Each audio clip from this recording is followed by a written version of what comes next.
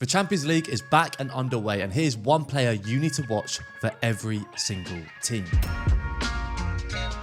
So for Ajax, I'm going to go with Oscar Glockth. He's a pretty special little player. He's a number 10 with style, creativity, and overall is just one of those players you just love watching. He first started getting attention when Israel shocked everyone, making the final in the Under-19s 2022 Euros.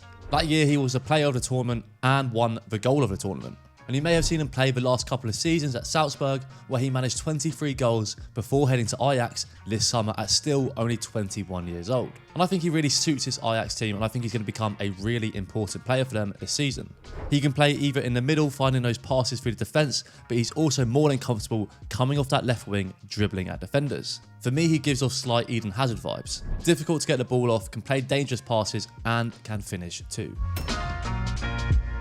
For Arsenal, there are a bunch of young players who could feature in this year's Champions League. You've got Ethan Nwaneri, who's clearly a great player. You've also got Miles Lewis-Skelly, who made his mark last season, but I'm hoping we might just get to see Max Daumann feature in the Champions League this year.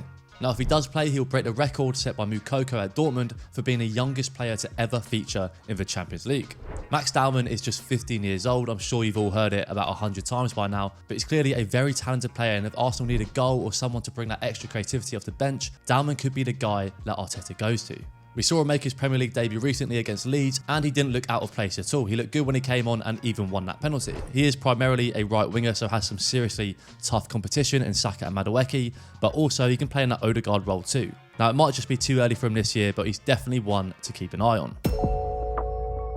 Atalanta have made a pretty interesting signing this summer, and that was 20 million for a 17-year-old fullback. Honest Ahanor was signed after looking good in his limited moments last season in the Serie A for Genoa. Now 20 million for a 17-year-old fullback is quite a statement, but I think it just shows you how good this guy could potentially become. He's a pretty incredible athlete for his age and has looked comfortable physically competing in the Serie A. And on top of that, he's a massive goal threat. He scored 8 goals a season from centre-back and left-back in the academy, but technically with the ball, he is a bit rough around the edges. Atalanta have a great reputation for bringing in young players, so hopefully this could be the perfect place for him. We haven't seen him feature yet this season, but I'm sure it's just a matter of time.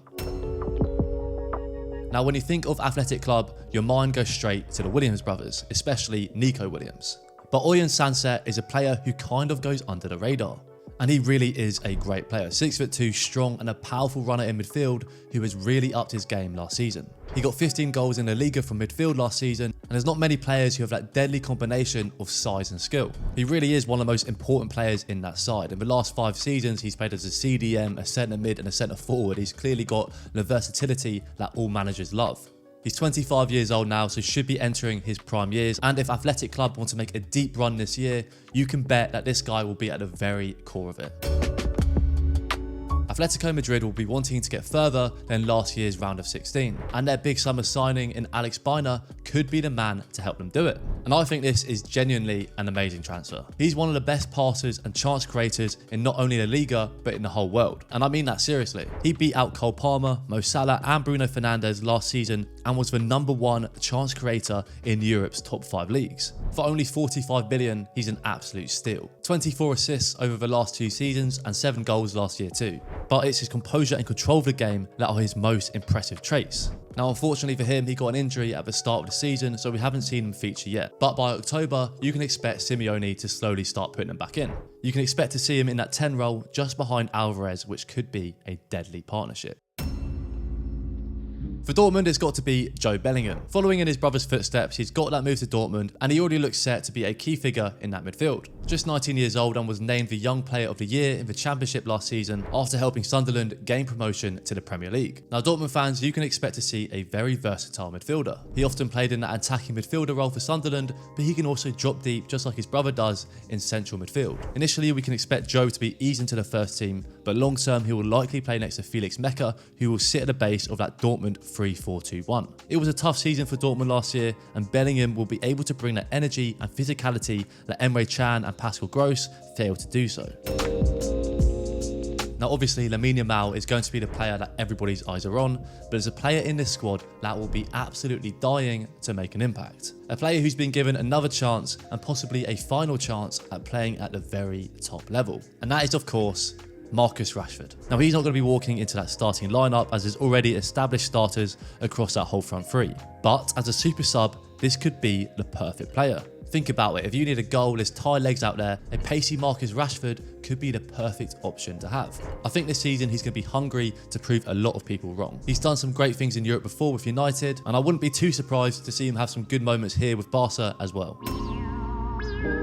It's a pretty obvious choice this time round, but I'm going to go for Luis Diaz. Now, obviously a very much established player at this point, but his start at Bayern Munich has given me no choice but to pick him. He's scored so far in every game for Bayern in the Bundesliga, which makes him only one of 4 players in history to do so. He's brought in that infectious energy and work rate, and he's looking more sharp than ever. For 65 million, I think this is looking like a very good deal for Bayern. He's 28 years old now, so there won't be very much resale value, but what you are getting is a Luis Diaz in his very prime. And that could be vital for Bayern this year if they want to reach that final. And if you look at this Bayern Munich side, they have a real chance of getting there. That front three of Elise, Kane and Diaz is one of the best attacks in the whole competition. If you've played Football Manager in recent years, you probably know all about Andreas Schildler. I've probably absolutely butchered that name, I'm sorry. He's a 21-year-old left-sided attacker and the very latest Norwegian wonder kid. He impressed in the Club World Cup and the Champions League qualifiers, and now he's being eased into a more prominent role in that first team. He's known for being a really intelligent player with some pace on him, but unfortunately we haven't got to see much of him at Benfica as he only started 3 games last season. But this season, things are looking very different. He started 4 out of 4 games and has a goal and assist to his name. It's looking like this year could be his breakout year. Last season, Bodø Glimt made it all the way to the semi-finals in the Europa League, and their striker Kasper Hogg was a huge part of that. He was the joint top goal scorer in the competition with 7 goals, and he's had a record of roughly a goal every other game since he joined last year. He's a classic number 9, you can expect to see strong hold-up play and a proper physical presence up front. If Glimt are going to do much in this competition, they're going to need to rely heavily on this man's goals. Chelsea are back in the Champions League and fans will be hoping and expecting a deep run. Now this Chelsea team has obviously brought in some new players and I could easily pick one of them. João Pedro slotted into this team so comfortably and he's already looking like a great addition. Jamie Gittins and Delap have had some positive moments but will still be looking to make their mark. And Cole Palmer, like always, is obviously going to be that key player. But for me, I think the one to watch has got to be Esteval. Just 18 years old, but we've seen him look really positive in the few games he's played this season. Maresca clearly has quite a lot of trust in him, and I think that will convert into some Champions League minutes. He's one of the world's best young talents, and if you've watched him play, you can tell why. He's your typical skillful Brazilian winger who's really fun to watch and will be dangerous on that right-hand side. He got 27 goals in 83 games for Palmeiras, but for Chelsea, he's still waiting for one, but I'm sure that will come very, very soon. For Club Brugge, I have to go for Christoph Zolis. And if you're from England, you might actually remember this guy from his time at Norwich, which was pretty underwhelming. However, nowadays he's looking like a real young talent. He's gained some muscle, improved his decision making, and is nowhere near the player he was at Norwich. He joined Club Brugge last summer and has had a monster season with 21 goals and 14 assists across 56 games. Crystal Palace actually targeted him this summer as a replacement, but you can see why Club Brugge had absolutely no interest in selling him. He's a versatile forward, comfortable playing on the left wing or as an inside forward, and if Club Brugge are going to get some wins this year in the Champions League, you can expect this guy to be heavily involved. So this player has actually already been mentioned in this video. For Copenhagen, I'm picking Moukoko. He made his debut in the Champions League at 16 years old, and just this summer, he made the move to Copenhagen. Now he's 20, his game looks more well-rounded, but of course there's still plenty of improvements to be made. But what he does offer is explosive pace and possibly could be a bit of a game changer. And the reason I picked him is because now is a massive moment in his career. It's probably not gone exactly the way he would have wanted, but if he's able to make a difference here at Copenhagen, he could possibly bounce back and get a spot back in that Germany squad. So Frankfurt invested pretty heavily last summer, bringing in Can Uzun. And you can see why if you take a look at the stats. For FC Nuremberg, he managed 23 goal contributions in just 32 games as an attacking midfielder. But his first year at Frankfurt was a bit of a mixed bag. But with Marmoush and Ekitike moving on, now could be the perfect opportunity for Uzun to step up in attack. And so far this season, he's made a really, really promising start. 3 goals and 2 assists in just 3 games.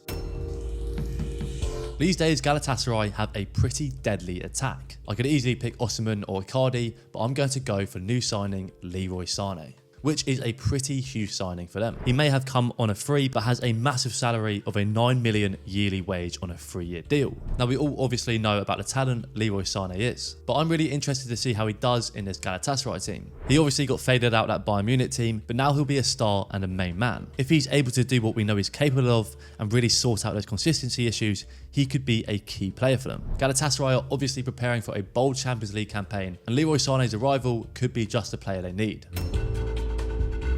Peter Sukic is a 21-year-old midfielder who just joined Inter this summer. He's just come off the back of 2 really strong seasons at Dynamo Zagreb and is also already a first-team player in Croatia's midfield. People are already starting to talk and suggest that this guy could be the cornerstone of Inter Milan's midfield for the next 10 years. He can play anywhere along the 3 Inter like to have in central midfield, but his most obvious talent is definitely his offensive contribution. He can unlock a forward pass and has a vision to create plenty of chances. Right now he just needs more game time so that Shivu can find the best role for him, but I think it's a really positive signing for Inter. It looks like he's got the talent and mentality to become a really key player for them. He's got a bit of a Luka Modric vibe to him, and if he can become half as good as he is, then you've got one hell of a player. So Juve have made some pretty serious business this summer, getting in some forwards. They've brought in Jonathan David, who's a prolific striker in Liga 1 who scored over 25 goals every season for the last 3 years. And they've also brought in the absolutely rapid Luis Openda from Leipzig. Plus, they've already got Vlahovic there, who will now be under pressure for a spot in the lineup. So there's plenty to choose from when it comes to forwards, but I want to focus on someone a bit more under the radar in Kenan Yildiz. Just 20 years old and already seriously popular amongst the Juve fans. He's been given the number 10, a huge responsibility, but he doesn't look remotely phased. 12 goals and 9 assists in his first full season at Juventus, just absolutely ridiculous for a 20-year-old. He's a great playmaker, has a beautiful first touch, and overall just very technically sound. He could be a serious player for the next 10 to 12 years, and Juve fans will be hoping that they've got the new Del Piero. So if you didn't know, Kairat Almaty is a team from Kazakhstan, and this will be their first ever time reaching this stage of the Champions League. So I've done some research and I've found that Dastan Satpayev is supposedly one of the most exciting prospects in Kazakhstan's history. He's a striker who's incredibly fast and comfortable on either foot. He's already a first-team player at international level and is the youngest player to ever play for him. He's managed to break into Kairat's first team this season and has clearly impressed the rest of Europe because it's been announced that Chelsea, of course it's Chelsea, have signed him and he'll be moving there in February. So keep an eye out for Dastan Satpayev. Now that's all for part 1. If you enjoyed the video, please make sure to subscribe. Part 2 with the second half of the clubs will be coming out in the next few days, so please keep an eye out for that one. Thanks for watching, have a good day, and I'll see you on the next one.